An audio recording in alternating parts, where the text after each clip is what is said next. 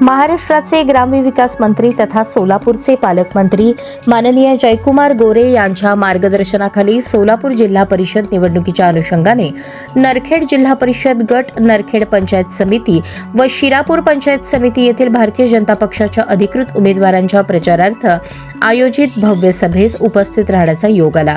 यावेळी जयकुमार गोरे यांनी ग्रामविकास, पाणीपुरवठा, रस्ते, आरोग्य, शिक्षण, मूलभूत सुविधा याबाबत सरकारच्या लोकाभिमुख योजनांची माहिती देत विकास कामांच्या माध्यमातून जिल्ह्याचा सर्वांगीण विकास साधण्याचा संकल्प व्यक्त केला। पक्षाच्या उमेदवारांना प्रचंड जनसमर्थन मिळत असून येणाऱ्या काळात जिल्हा परिषद व पंचायत समितीमध्ये भारतीय जनता पक्षाची मजबूत सत्ता स्थापन होईल असा विश्वास व्यक्त करण्यात आला।